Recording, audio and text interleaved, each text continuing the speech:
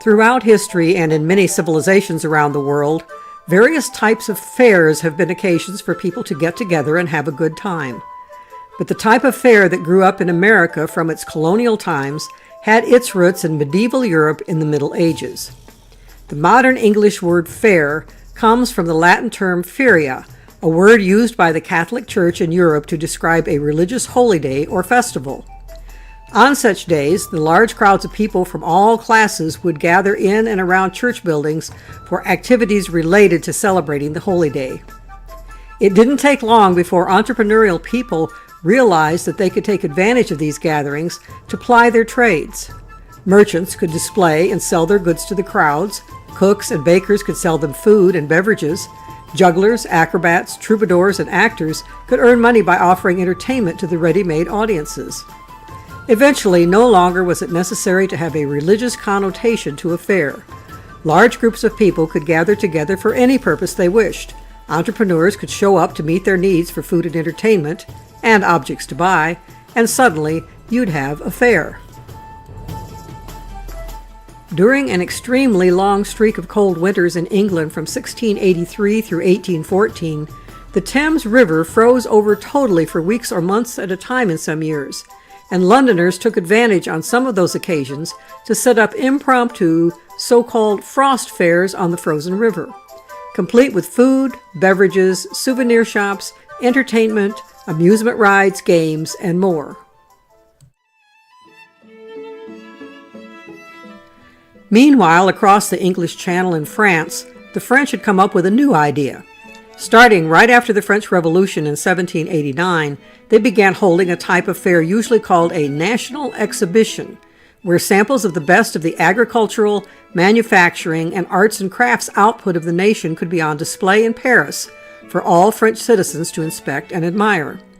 Although the target audience for the expositions was the people of France, they did attract visitors from other nations, curious to see what the French were accomplishing. The last of these national events was held in 1849, and at that exhibition there were visiting businessmen from England who went home to London and began insisting that England could use just such a fair to display its own accomplishments. But they, with the encouragement, support, and leadership of Queen Elizabeth's husband, Prince Albert, wanted to outdo the French at their own game. They didn't want to limit their display to just exhibits from England, and they didn't want to just attract a British audience. They didn't want a national exhibit. They wanted to create an exhibition of all nations, an event they eventually dubbed a World's Fair. And in May 1851, they launched this history-making project, referred to commonly as the Great Exhibition. It was held in a gigantic iron and glass building dubbed the Crystal Palace, that covered over 18 acres of ground. From May 1st through October 15th, over 6 million visitors examined over 14,000 exhibits from scores of countries and colonies around the world.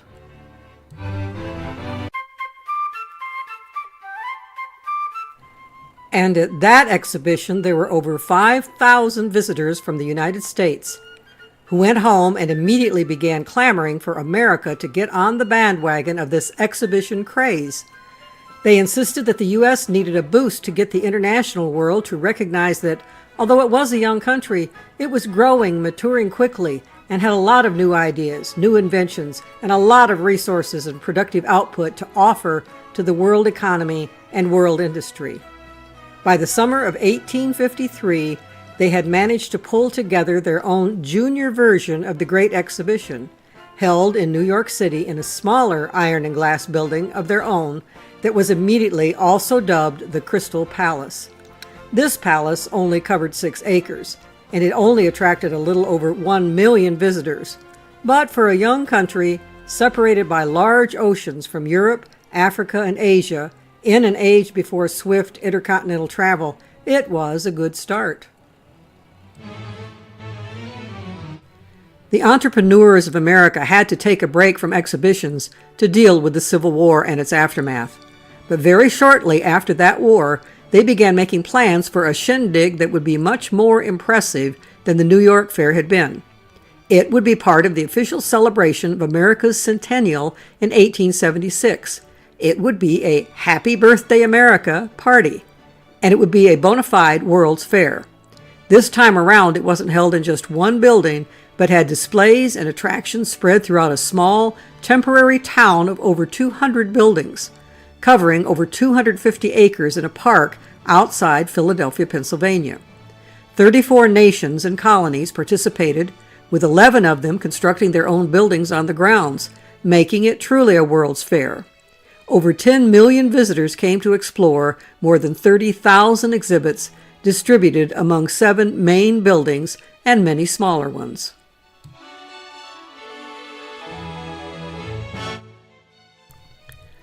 The main exhibition building was larger than the London Crystal Palace, covering over 20 acres.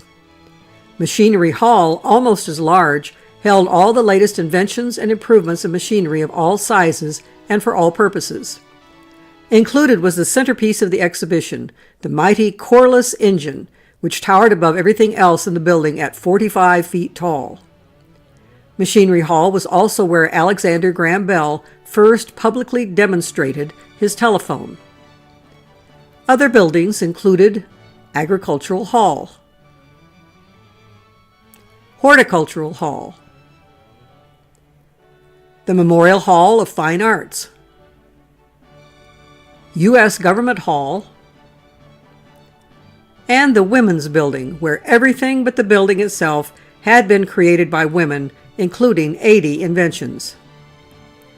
Yes, America's business leaders and politicians were well satisfied with the Centennial Exhibition and the prestige it brought to the country on the world scene, until 1889 came and reports filtered back from Europe that made them dissatisfied again. Americans returning from Paris that year brought back word of the astonishing latest World's Fair put on by the French. The theme of the 1889 Universal Exposition World's Fair, held in Paris, was the commemoration of the 100th anniversary of the storming of the Bastille, the event in 1789 that symbolically began the French Revolution. Over 27 million people bought tickets to attend the fair to explore numerous buildings scattered over 270 acres that housed over 60,000 exhibits representing 35 countries.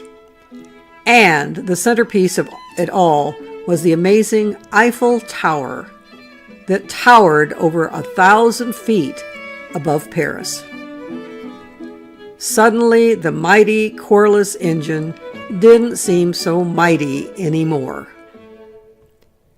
And America's international reputation for invention and ingenuity, and American industry's alleged ability to build everything bigger and better than even all the older kids on the block, were at stake. What to do? What to do? No problem. On October 12th, 1492, Christopher Columbus allegedly spotted the New World for the first time. 1889 was only 3 years from the 400th anniversary of that iconic event. It was party time again.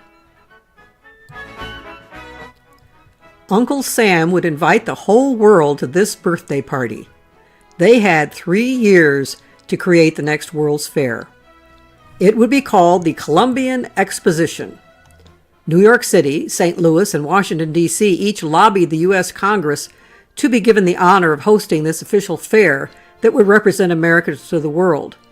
But after some bickering about where to hold it, Congress decided in February 1890 that it would be held in Chicago. At that point, the city of Chicago incorporated the World's Columbian Exposition Company, made up of prominent Chicago leaders from finance, business, and politics, to have direct oversight of the plans for the fair. It was authorized to do whatever necessary to plan, organize, construct, and present the fair to the waiting world. But of course, the company was handling just the business end of the project. Those bankers and lawyers and business tycoons knew nothing about the creativity necessary to create a magical experience for the masses of people who would attend a World's Fair. They had to trust a team of people with the right gift and skill sets to make the project successful. Although many brilliant and talented people were ultimately part of that team, Two were brought on at the very beginning of the process who would oversee the planning and implementation of two main aspects of making the Columbian Exposition a reality.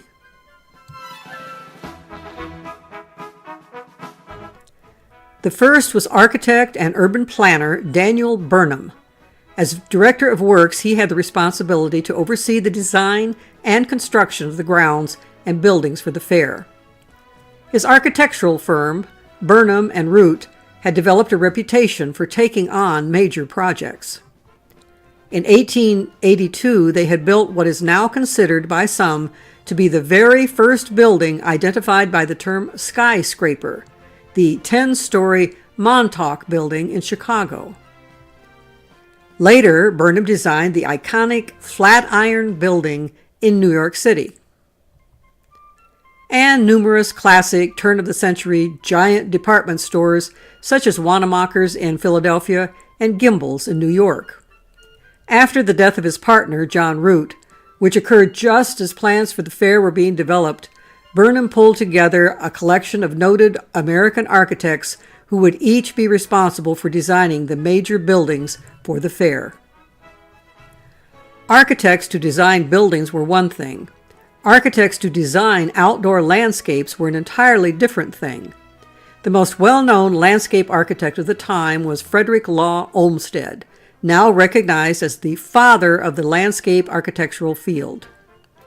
His career began in the 1850s when he and a partner designed New York's Central Park.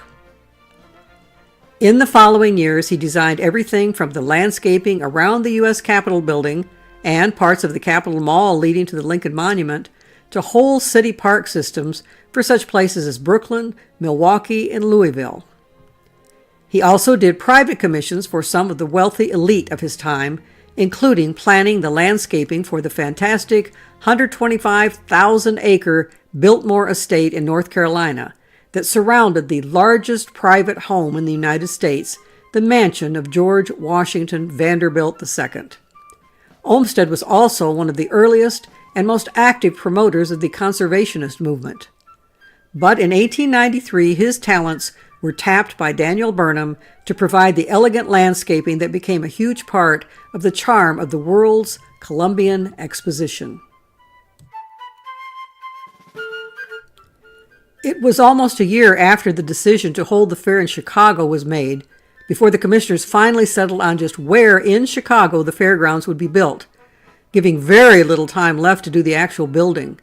The final decision was to remake the rough landscape in what was known as Jackson Park, located to the south of downtown Chicago, into a fairyland. You can see on this modern map of the area just where the fairgrounds were located. That's Chicago Midway Airport on the left, Jackson Park several miles east to its right on the shore of Lake Michigan. Here's a closer view of the area, with the landscape as it looks now. The lagoon and waterways you see indicated here were not there in 1890. At the time, it was just an ugly, untamed, swampy area by Lake Michigan with scrub trees and bushes growing in the sandy soil.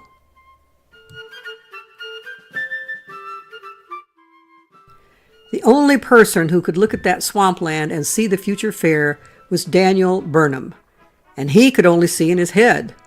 In order for everyone else to see it, he had to begin by taking the scenario in his head and put it on paper in outline form. Here is that early map, the plan for the basic layout of the fair. In early 1891, this was all there was for anyone other than Burnham to see. Even as workers began the carving of the landscape, it was still impossible to see more than sand and water and scrubby branches being pushed around. But on May 1st, 1893, this is what everyone could see on that same plot where the scruffy trees grew in the soggy sand. Perhaps you can tell by looking at this photo why the fair ended up with the nickname the White City. Whole books have been written about how Daniel Burnham's team got from that sketchy little map we saw earlier to this grand scene.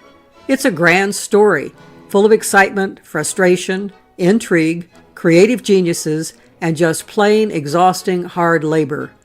But this isn't the place or time to share that story.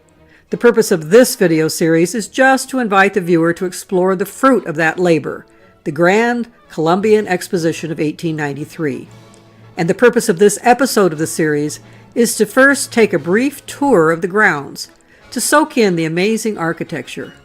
Later episodes will explore the details of the landscaping, the interiors of the buildings, the exhibits on display from the U.S. and countries around the world, and other attractions at the fair.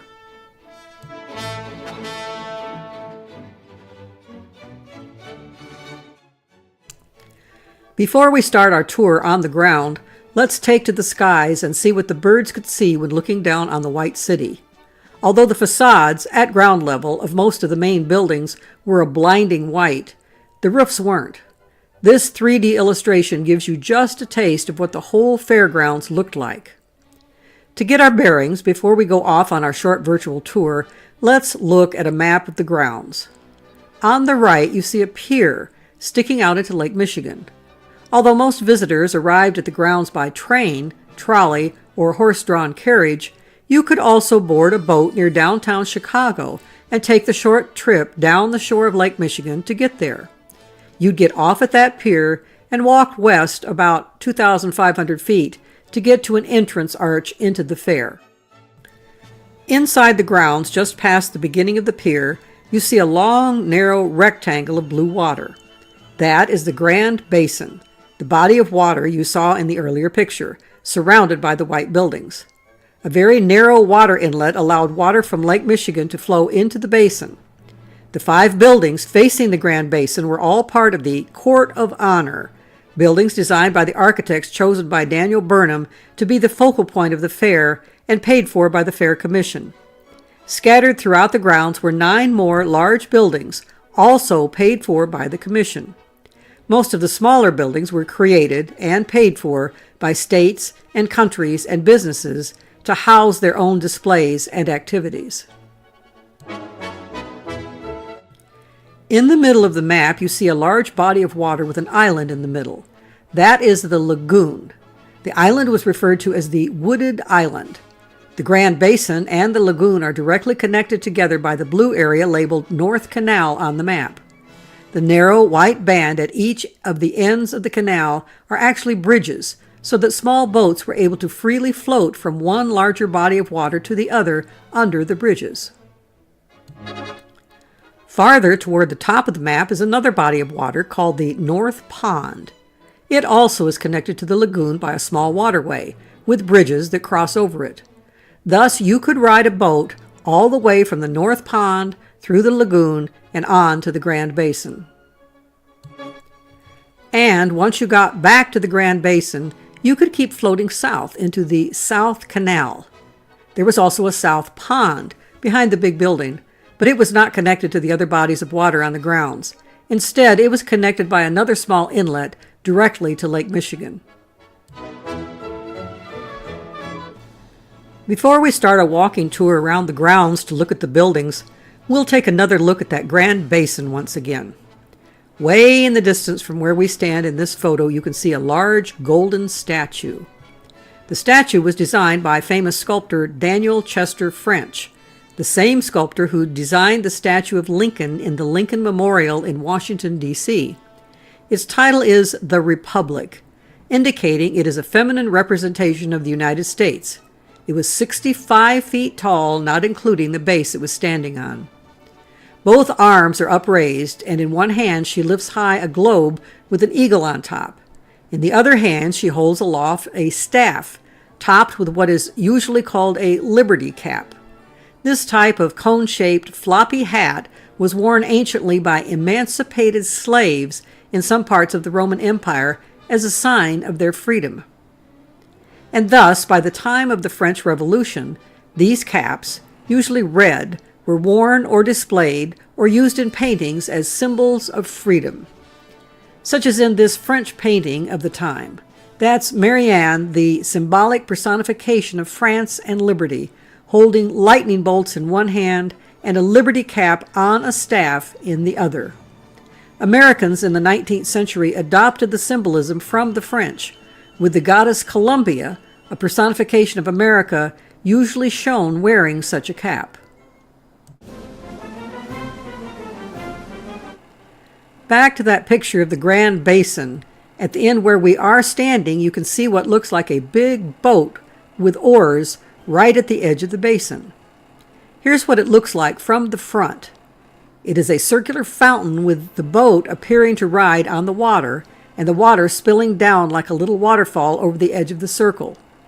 This was a monumental sculpture created by a sculptor named Frederick McMonnies. As with most of the major sculptural pieces dotting the grounds of the fair, this one is loaded with symbolism. The Victorians loved art loaded with symbolism. Here's the interpretation of the symbolism. This is the ship of state, symbolizing America. The half-naked lady sitting on a perch at the top of the boat is Columbia, the personification of the United States, sort of the female counterpart to Uncle Sam. In her left hand, she is holding a torch to light the world. The winged lady in the front of the ship blowing a trumpet is Victory, heralding the advance of freedom. The 8 half-naked ladies with oars, 4 on each side of the ship, each represent an aspect considered necessary for a great, civilized society. Music, architecture, sculpture, painting, agriculture, science, industry, and commerce. The old, naked, winged guy in the back of the ship steering it is Father Time. They are all progressing with serene confidence into the future. Here's what the whole installation looks like from atop a nearby building. Look at the people near the fountain to get a sense of the size of the thing. The smallest person on the ship is at least 12 feet tall. The fountain it sits in is something like 60 feet wide. Closer in, you can see that arranged in a semicircle in front of the ship, near the edge of the fountain, are young men riding on giant horses with fishtails, seahorses of course, that are leaping through the surf effect caused by the fountain's water jets. I recently looked at some photos from the Paris Exposition of 1889 that evidently inspired the desire for this fair. It seems at least possible that sculptor McMonnies, when creating this massive boat in a fountain centered in front of an imposing building with a dome, just might have been inspired just a teensy bit by the massive boat by a sculptor named Coutain that was centered in a huge fountain in front of an equally imposing building with a dome at that Paris fair. Here's a closer look at Mr. Coutain's massive boat. I'm not sure of all the details of the French symbolism here, but the winged lady at the top, holding aloft a torch, is said to be France bearing the torch of civilization, surrounded by some folks playing trumpets. But back to Chicago. Let's turn back around away from the McMonnies fountain and look at the end of the Grand Basin where the grand golden statue of the Republic is. Look behind that statue and you will see a long row of big columns holding up a porch-like structure. Looking on the map, if you were approaching the fairgrounds on the pier that juts out into Lake Michigan, you would then pass through an arch flanked on each side by those pillars to enter the fairgrounds.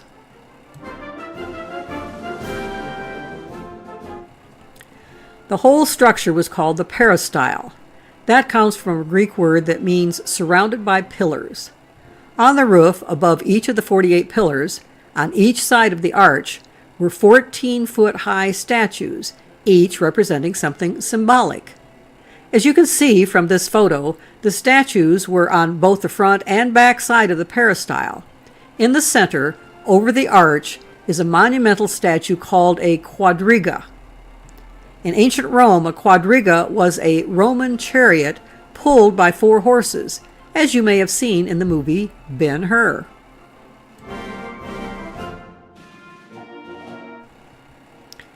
Here's the map again, but this time we're going to focus on that pier behind the peristyle.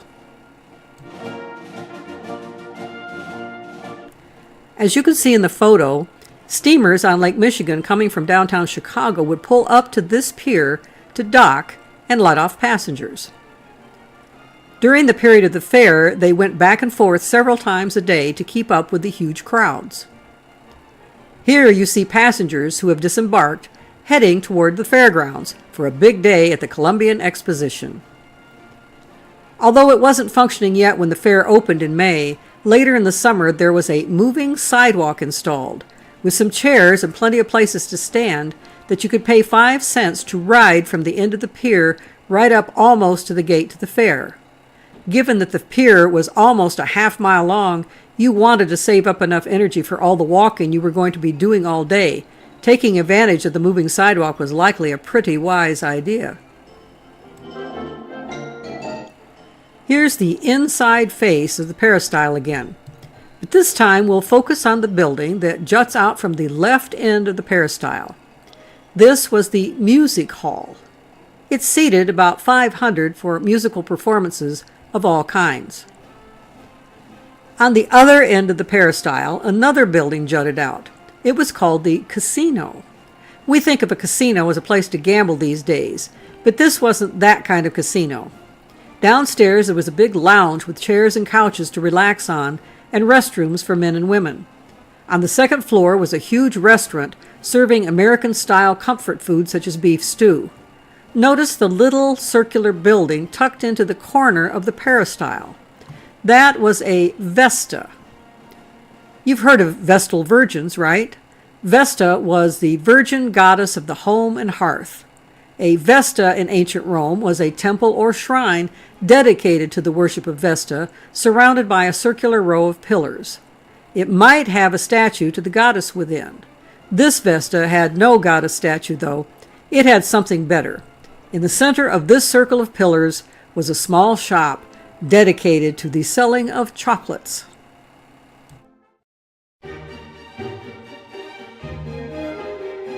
Now that we've examined a few of the items and small buildings around the perimeter of the Great Basin, it's time to have a closer look at the big buildings that made up the Court of Honor. If we came into the fairgrounds from the pier and turned left, walking past the casino, we'd come to the first building. We'll start our walk there and then go clockwise around the basin area.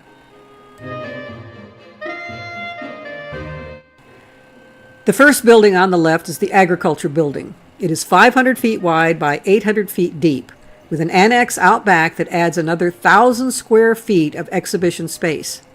We'll check out what is displayed there in a later episode in this series. It would include everything from samples from the U.S. and around the world of raw agricultural products to the latest inventions of giant machines that harvest some of those products, to things from the U.S. and all over the world made from those products. But that's just the tip of the iceberg. Next is the Machinery Building. It's 650 feet wide by 500 feet deep and has its own annex on one end that adds another 2,500 square feet. If you could peek over the wall at the end of the Machinery Building, you would see that you are at the edge of the fairgrounds. Just beyond the wall at that point is the huge railroad terminal, and beyond that the expansive area filled with train tracks serving trains that bring the huge daily crowds to visit the fair. If you disembark from your train and walk through the terminal, you will walk out into the fairgrounds. Directly ahead of you is the entrance to the administration building, the control center of the whole fair. You can choose to go on into the administration building through that entrance and out the other side to enter the Court of Honor, or you can go on around the building and reach it that way. Right in front of the administration building is the McMonnies Fountain that we've looked at. We've now reached the end of the Grand Basin and can continue walking on past the other buildings. Here we are in front of the Mines Building. It is not quite as massive as the other buildings we've passed, but is still impressively grand. Actually, although the front of the building may seem smaller, once you go around the side, you see that it is twice as long as it is wide. Its entrance side is 350 feet wide, but it is 700 feet deep.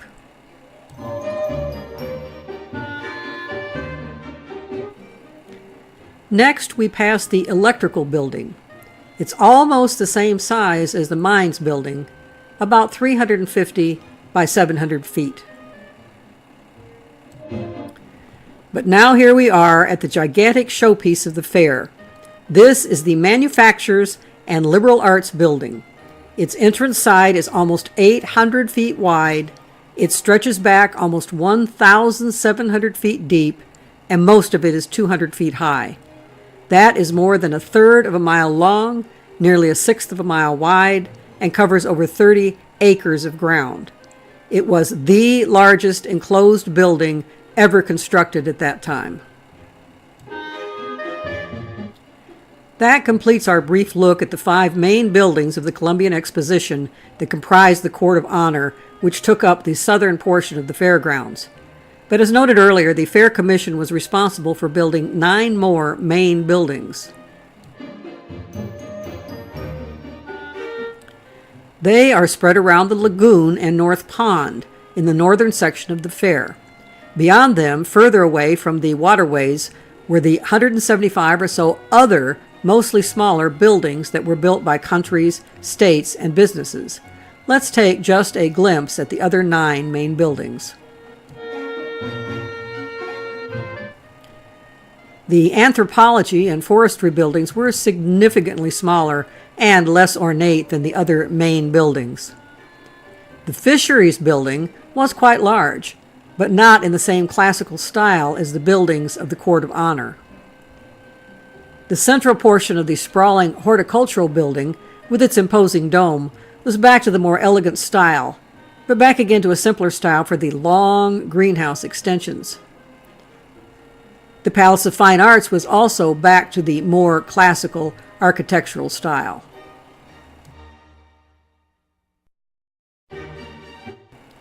But then there was the Transportation Building.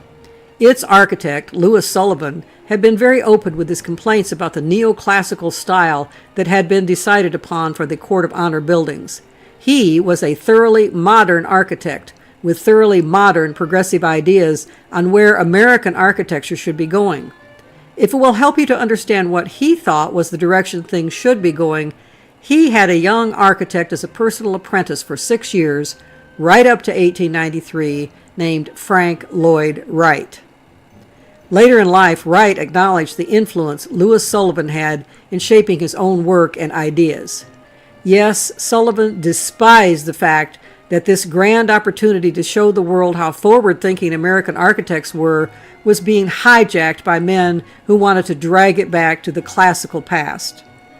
He was a very influential architect in Chicago, and Daniel Burnham decided it would be best to not alienate him further, and thus allowed him to do anything he wanted with the Transportation Building, which is why it was long and low and covered in a riot of colors, unlike anything else on the fairgrounds. Oh, and then there was the final touch that screamed out against the bland whiteness of the rest of the fair buildings, the golden door that led into that Transportation Building.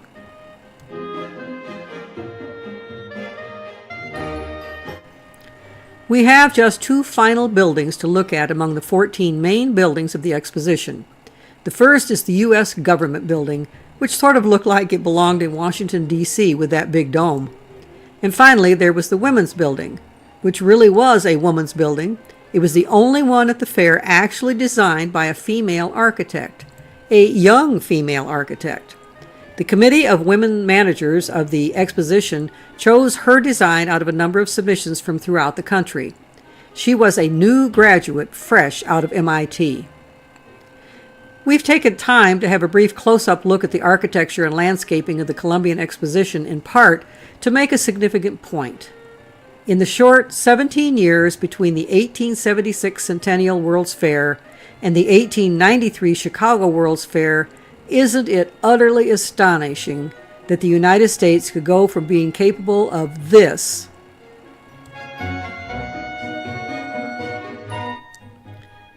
to being capable of this, and from being capable of this to being capable of this. And yet there is something more astonishing than all that.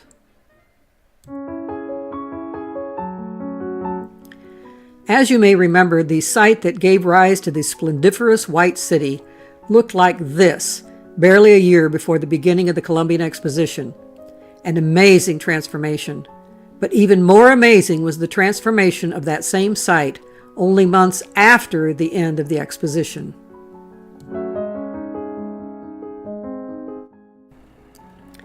You see, within a year after the end of the fair, the beautiful Court of Honor was totally gone.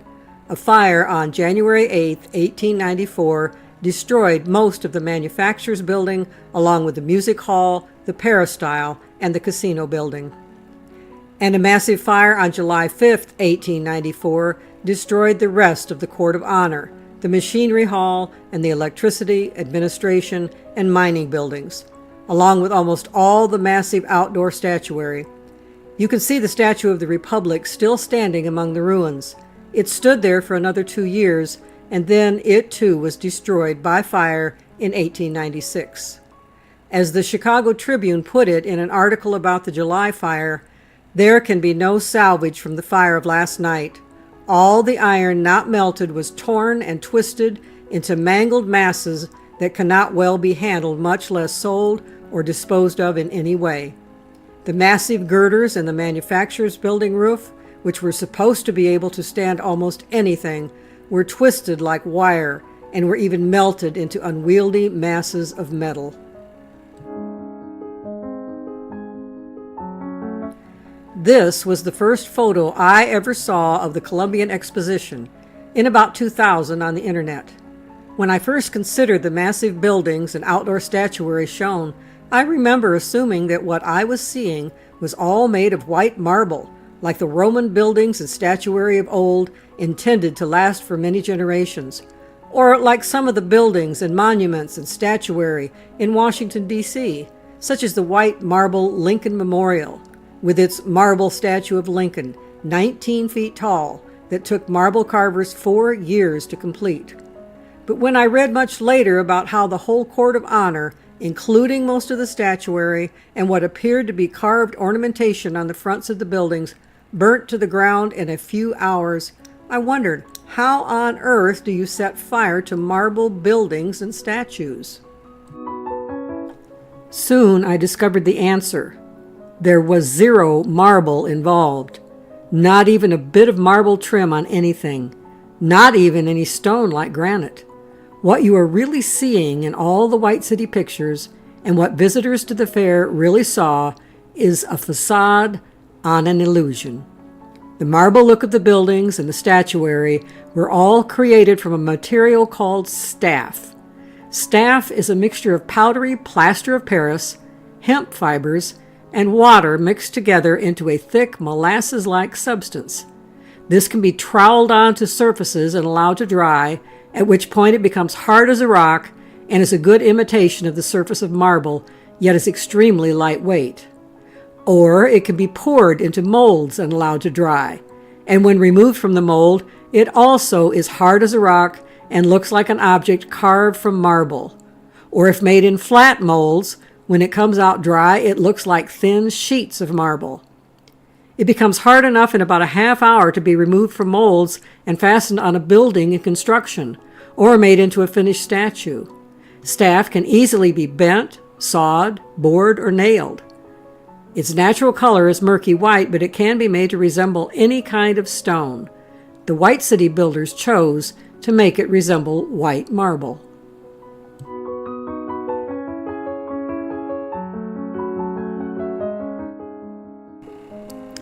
The buildings of the White City were made out of iron framing covered in thin wood lattice, like a trellis. That trellis work was then covered in staff, either troweled on or nailed on in big, thin sheets of the material. And the whole business was then given a coating of whitewash to get the glowing white marble look. With several acres of surface to be whitewashed for all those buildings, someone on the project quickly invented a paint-spraying device with an electric pump. What had previously taken 21 men to do by hand took only 3 men to do in the same amount of time. Very large statuary made out of staff can be cast in pieces, which are then assembled together and given another coat of staff, with the final product looking like carved marble. Daniel Chester French's famous seated Abraham Lincoln was actually a marble statue, but French's gigantic Statue of the Republic, standing 65 feet tall in the Grand Basin at the fair, was just cast out of plaster and adorned with gold leaf. Staff had been invented in 1876 and was first widely used to make buildings and ornamentation for that 1889 Paris Exposition mentioned earlier. To emphasize how temporary it was, but useful to create illusions, it's interesting to note that it was very quickly picked up by the budding new movie industry in the early years of the 20th century. Director D.W. Griffith's 1916 movie titled Intolerance, one of the very first blockbuster movies of the silent era, used massive amounts of staff to create its giant and elaborate temporary movie set for ancient Babylon.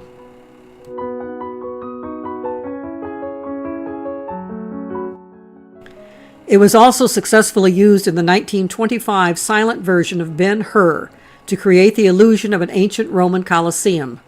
Staff is initially quite resistant to the elements, not being affected by rain or snow, heat or cold for at least many months, if not several years.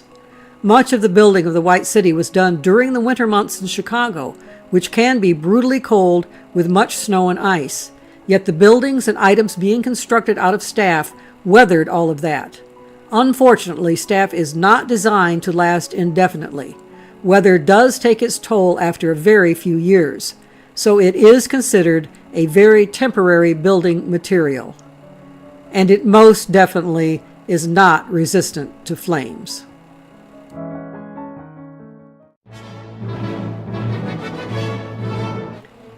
But just like those sets for the movies so long ago, it was sturdy enough to create a wonderful illusion for the period of time it was needed to wow the visitors to the Columbian Exposition of 1893. And just like the recordings of the motion pictures made on temporary sets in more recent times remain to remind us just a bit of the magic that once was created by Hollywood, these photos and illustrations of the fair remain to give us just a glimpse of what it could have been like for us if we had walked the paths of the fabulous White City. So in coming episodes of this series, we will take time to soak it all in.